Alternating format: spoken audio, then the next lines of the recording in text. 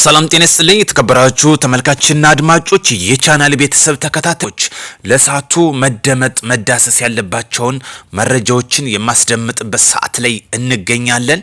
ላይክና ሰብስክራይብ ማድረግ እንዳይረሳ።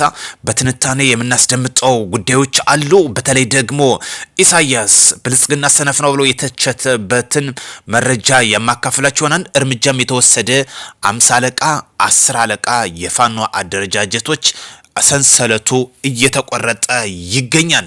ሰላም ይቅደም፣ ጦረኝነት ለማንም አይጠቅምም፣ ተመለሱ ማለት በዛ አጋጣሚ ፈልጋለሁ። በተለይ በሰሜን ሸዋ ዞን ሳሲት ላይ በትናንትናው ዕለት ባስታወሷችሁ መረጃ መሰረት ወደ 50 የሚደርሱ በምርኮኛ መልኩ ገቢ እንደተደረጉ ይታወሳል።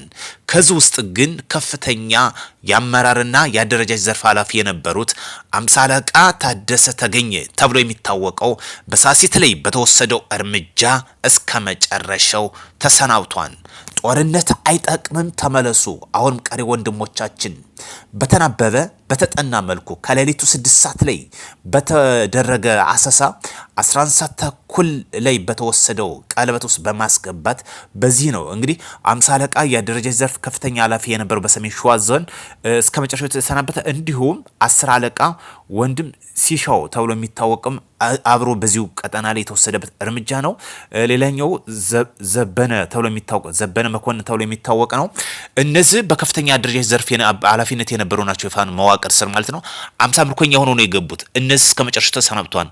ሌላኛው ቀሪዎችን እንግዲህ ይቆጥረው ወደ አፈርነት የተቀላቀሉትን ያው ቤተሰብና አካባቢው ይወቀው። ጦርነት አይጠቅምም። ውድ የቻናል ቤተሰብ ተከታታዮች ታጥቃችሁም ትንቀሳቀሱ ወንድሞቻችን ትመለሱ ዘንድ መልእክታችን ማስተላለፍ እንፈልጋለን። በትዕቢት ተነፍተን ጫካ የምናደርገው እንቅስቃሴ ወንዝ አያሻግረንም። መንግስትም ጥሩ ማስታገሻ ክኒን እየሰጠ ይገኛል። ለሰላም ፊታቸውን ላዘሩ ደግሞ መንግስት በሙሉ ልብ እየተቀበለ ይገኛል። የባዳ ተላላኪና አስፈጻሚ አትሆኑ። ከዚህ ጋር እየይዞ የትግራይ ጀነራሎች ፉከራ አቁሞ ሻቢያ አያድናችሁም ብለው ጀነራል ሳሙራ የኑስ በግልጽ ተናግረዋል። ሰሞኑን እንግዲህ ከሻቢያ መሳሪያ እያስገቡን መሆኑ መረጃው እየወጣ ይገኛል። በተንቀሳቃሽ ምስልም እንግዲህ የጫኑ ወደ ትግራይ ክልል ለሁለተኛ ዳግም ትግራይን ለጦርነት ሜዳ ለማድረግ ህዋት እየሰራ ይገኛል። በዚህም ጀነራል ሳሙራ ዩኑስ በግልጽ ተናግሯን መልእክቱን አስተላልፏል ማለት ነው። ህዋት እንግዲህ ከሻቢያ የሚላክለትን መሳሪያ እያስገባ ይገኛል። በዚህም እንግዲህ ጀነራሉ አክለው ተናግረዋል። ሻቢያ አታስጥላችሁም፣ እንደውም አሰብ ደርሶ የሚመለስ ወታደር አይኖርም፣ ጦርነቱ አይጀመር፣ ከተጀመረ አሰብ ደርሶ የሚመለስ ያለመኖር በግልጽ የተናገሩበት ነው። እንዲሁም የሻቢያ የጡት ልጅ የሆነው ፋኖ ደግሞ መሳሪያዎችን ከሳምንት በፊት ያስገባቸውን አሁን ማርኪያቸው ነው እያለ በተለይ የገለጸ ይገኛል። የዳግማዊ ቴዎድሮስ 5ኛ ኮር እያለ ነው የገለጸው። ይህን ምርኮኛ ያደረጉት ያለ ነገር ግን በዚህ ሳምንት ውስጥ ቢያንስ 5-4 ቀን ውስጥ ባሉት ቀናት ውስጥ ያስገባው ትጥቅ መሳሪያ ነው፣ ሻቢያ ላካለትን ነው። ስለዚህ ፋኖ የሻቢያና የህወሓት ተላላኪ መሆን በግልጽ ያሳየ ነው። በተለይ በነዘመነ ካሴ ጦርነት ይቁም፣ ሰላም ይቅደም። ፋኖች ደግሞ ፊታቸውን ወደ ሰላም ብታዞሩ አትራፊ ትሆናላችሁ። ለዚህ ደግሞ በተለይ ስለ ሰላም ጭልጋ በማዕከላዊ ጎንደር ዞን አሁን በተቀናጀ መልኩ እየሰሩ ይገኛሉ። የሁሉም ቀበሌዎች የሚሊሻ አባላትና የወረዳው የጸጥታ መዋቅር ጋር በአንድነት ሌት ከቀን በመስራት ሰላምና ዘላቂ አስተማማኝ ለማድረግ ተግተው እየጠበቁ መሆናቸው ተገልጿል። በማዕከላዊ ጎንደር ዞን በጭልጋ ወረዳ እንግዲህ በርካታ ታጣቂዎች ፊታቸው ወደ ሰላም አዙረዋል። ሚሊሻና በተለይ አካባቢው ሰላም ነዋሪዎች በመቀናጀት እየሰሩ መሆኑ እጅግ የሚበረታታ ጉዳይ ነው። እንግዲህ ከሰላምና ጸጥታ አካላት ጋር በመቀናጀት ነው የአካባቢውን ሰላም በማስጠበቅ እየሰሩ የሚገኙት። ተላላኪው የህዋትና የሸኔ ተላላኪው ማለት የሻቢያ ተላላኪው ዘመነ ካሴም ያስገባው መሳሪያ ሰሞኑን ባለፈው በዚህ ሳምንት ውስጥ የማረኳቸውን እያሉ በሶሻል ሚዲያ ማውጣት ሞክረዋል። አይሳካም።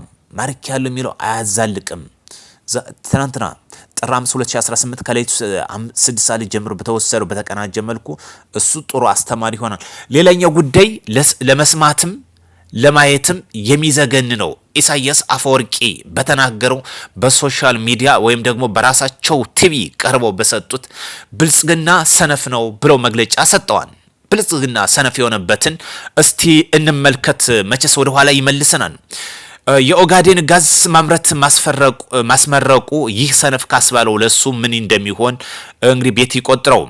ብልጽግና በእነዚህ 7 ዓመታት ውስጥ ከመጣ ያስቀጠለው የታላቁን ህዳሴ ግድብ ፍጻሜ እንዲያገኝም አንዱ ማስመስከሪያ ሊሆን ይገባል።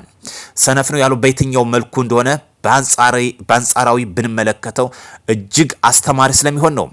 የኦጋዴን ጋዝ ማስመረቅና ሌላኛ ጋዝ ደግሞ ማስጀመሩ ነው ወይ የሚለውን ቆም ብለን ማሰብ አንዱ ነው። ሌላኛው ጉዳይ የዓለም አቀፍ እጅግ ዘመናዊና ግዙፍ የሆነውን ኤርፖርት ቢሾፍቱ ላይ የመሰረት ድንጋይ ጥሎ ማስጀመሩ ለኢሳያስ ሰነፍ ካስተባለ እንግዲህ ምን እንደሚሆን እስቲ እንመልከተው። ኢሳያስ እንግዲህ በቲቪ ቀርቦ ነው ይህን ያሉት። ብልጽግና ሰነፍ ነው እያለ ትችታቸውም ጦርነት አዘል ንግግርም ያደረጉት በጣም የሚገርመው መሰረተ ልማት እጅግ በሀገራችን በከፍተኛ ሁኔታ በተሰራባቸው ወይም ትላልቅ ፕሮጀክቶች ግዙፍ ካለቁበት አንዱ በእነዚህ 7 ዓመት መሆኑ እንደውም የሰላም እጦት በዚህኛው ጦርነት በዚህኛው ሰላም ሁለቱን ተሸክሞ ልማትን ማፋጣን እጅግ በጣም የሚገርም ጉዳይ ነው። ስለዚህ ጠቅላይ ሚኒስትር ዶክተር አብይ ከመጣ ጀምሮ ግዙፍ የሚባል ፕሮጀክቶችን እየጀመረ እያስጨረሰ ይገኛል። ለዚህ ደግሞ ለኢሳያስ ሰነፍ እያስባለበት ጉዳይ እንግዲህ የት ጋ እንደሆነ በግልጽ ቢተነተነው መልካም ነው። ነገሩ ለሱ ጦርነት ነው ልማት የሚመስለው ብዬ አስባለሁ። ልማት ለሱ ስንፍና ነው። በአንጻሩ ደግሞ የኛ የሚገባን ልማት ካለ ልማት እድገት ካለ የጦርነትም እድገት አለ። ጦርነት አቅም ይጠይቃን፣ ኢኮኖሚ ይጠይቃን። ስለዚህ የኢትዮጵያ ትልቁ ራዕይዋ ልማት ነው። ልማት ካለ የጦርነት ካምፕ ወይም ደግሞ የጦርነት አቅም አብሮ የሚያድግ ጉዳይ ነው። ኢሳያስ ግን ለሱ በአባዜነት የሚናገረው ሰነፍ የሚለው ንግግራቸው የሰጡት ነው። በጣም የሚያሳፍር ጉዳይ ነው። እውነታው ግን መሬት የወረደው መንግስት እየሰራ ከሚታዩ ከሚጨበጡ ከሚዳሰሱ ጥቂቶች ወይም ደግሞ ዋና አንኳር የሚባል ታላቅ ህዳሴው ግድብ ፍጻሜ ያገኘቱ በዓለም ደረጃ ካሉ ትልቁ ፕሮጀክታችን አንዱ ነው። ይህ ደግሞ ማስቀጠልና ማስጨረስ የመንግስት ጥንካሬ ይጠይቃል። የኦጋዴንን ማስጨረስና ሌላ ፕሮጀክት ማስጀመርም የመንግስት ጥንካሬ ይጠይቃል። ግዙፍ የዓለማችን የሆነው ኤርፖርትን ማስጀመር መሰረት ድንጋይ መጣል የመንግስት ጥንካሬ ይጠይቃል። መገጭ የመስኖ ፕሮጀክትም አለ። እንዲሁም ደግሞ ሌላኛው የኤሌክትሪክ ማመንጫ ፕሮጀክትም የተጀመራል። በርካታ የግብርና መስፋፊያ ፕሮጀክቶች የተሰሩ አሉ። እነዚህ ለኢሳያስ ሰነፍ የሚያስብል ነው። ስለ ኢሳያስ እናውራ ከተባለ ጤፍ ኢንዳይሬክትሊ የሚገባ በእነሱ አይደለም፣ በእጅ አዙር እኮ እየገባ ነው። እጅ አዙር እየተጠቀመ ያለው ህዋትን ነው። ህዋት ለኢሳያስ ፈረስ ነው። የሀገራችን ምርቶች እየገቡ ያሉት በህዋት በኩል ነው። ከኛ እየተቀበለን ያለ። ስለዚህ ለሱ ሰነፍ እያስባለው ይህ ነው ወይ የሚለው ቆም ብለን ማሰብ ያስፈልጋል። ተላላኪዎች ደግሞ ብትቆሙ መልካም ነው። ለሀገራችን የሚያስፈልገው ልማት ብቻ ነው። ጦርነት አይጠቅምም። መንግስት የዘረጋላችሁን የሰላም በር ተጠቀሙበት። ሰላም ቀን እንዲሆንላችሁ ከወዲሁ እመኛለሁ። በትኩስ መረጃ እስክንገናኝ ላይክ ሼር በማትጠብቁን ዘንድ መልካም ቀን